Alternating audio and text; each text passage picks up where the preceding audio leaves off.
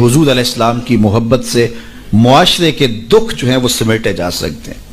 آقا کریم علیہ السلام نے محبت سے ہی معاشرت کو جو ہے وہ اپنے قریب کیا اور لوگ ایمان کی دولت سے مالا مال ہو گئے۔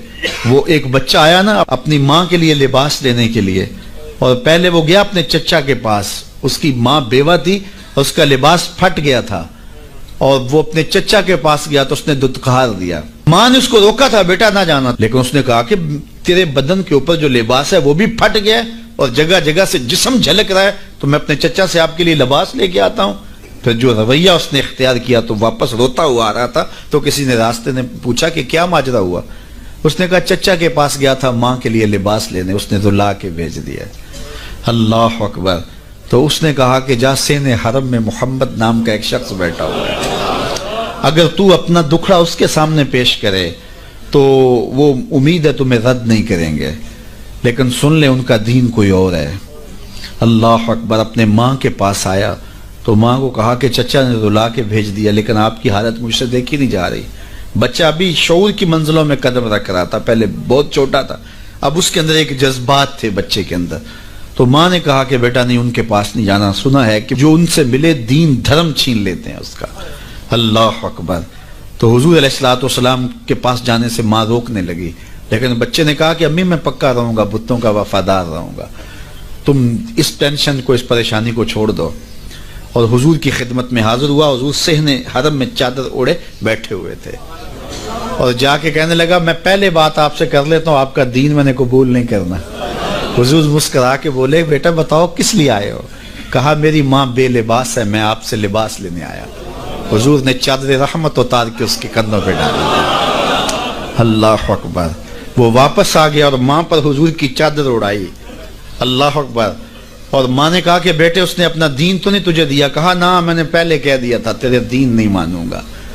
ماں کہنے لگی پتر اس کا دین ماننا چاہیے، یہ جس نے رحمت کی چادر ہمارے سر پہ تان دی۔ اللہ اکبر۔ تیری تک کے ادامہ میں مرید ہو گئے۔ اس بوڑھی عورت کا قصہ بھی آپ نہیں بھول سکتے، جو گھر کا سامان باندھ کے اپنے دروازے پہ بیٹھی ہوئی تھی، اور اس نے سنا تھا مکے میں ایک جادوگر آیا ہے جسے ملتا ہے اس کا دین چھین لیتا ہے، کہیں ایسا نہ ہو کہ کہیں اس سے ملاقات ہو جائے اور وہ دین ہی میرا چھین لے، مجھے شہر چھوڑ دینا چاہیے۔ گھر کے تھڑے کے اوپر سامان باندھ کے بیٹھی ہے۔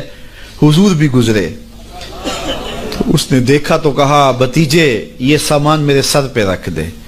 حضور نے سامان اٹھایا، دیکھا تو بوجھل تھا، وزنی تھا، اور بڑھیا کو دیکھا تو کمزور تھی، تو کہا کہ بڑھیا اگر چاہو تو جہاں چاہتی ہو میں خود نہ چھوڑا۔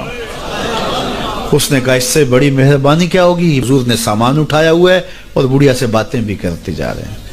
تو بڑھیا کو کہا کیوں جا رہی ہے؟ اس نے کہا کہ سنا ہے یہاں ایک جادوگر ہے جو لوگوں کا دھرم لوٹ لیتا ہے، لوگوں کا دین لوٹ لیتا ہے۔ میں نے ساری زندگی بتوں سے وفا کی ہے، میرے آباء و اجداد نے بتوں سے وفا کی ہے، میں چاہتی ہوں دین اجداد ہاتھ سے چھوٹ نہ جائیں، آخر اس شہر میں رہتی ہوں کہیں مل نہ جائے۔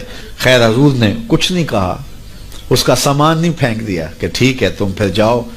سامان اس کا اٹھایا اور جہاں تک اس نے جانا تھا سامان پہنچایا، سامان سپرد کر کے واپس پلٹنے لگے۔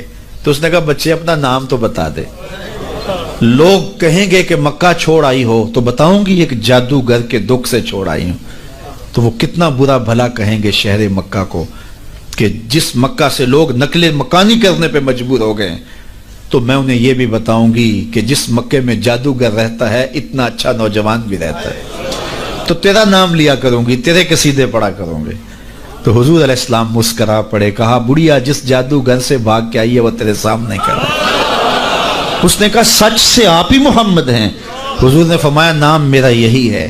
تو اس نے کہا پھر آپ کا جادو میرے پہ چل گیا ہے۔ اللہ اکبر۔ تیری تک کے ادامہ میں مرید ہو گئی۔ لوگوں کی خدمت کریں، بوڑھوں کے کام آئیں، دکھیوں کے کام آئیں، مصیبت زدہ کے کام آئیں۔ حضور یتیم ہو کے یتیم پرور تھے، لاچاروں کی مدد کرتے، لوگوں کے گھروں میں پانی بھر کے دے دیتے، اور دکھیوں کے کام آ جاتے اور مصیبت زدوں کے کام آ جاتے۔ تو حضور سے پیار کرنے والوں، امت میں آپس میں حسد نہ پھیلاؤ، بغض نہ کرو، نفرتوں کے پہاڑ کھڑے نہ کرو، ایک دوسرے سے پیار کرو، جڑو، امت وحدہ بنے، اور اپنے ماحول کو، اپنی معاشرت کو ایک خوبصورت معاشرت کا رنگ دو، اور اپنی زندگی کو حضور کے نام کر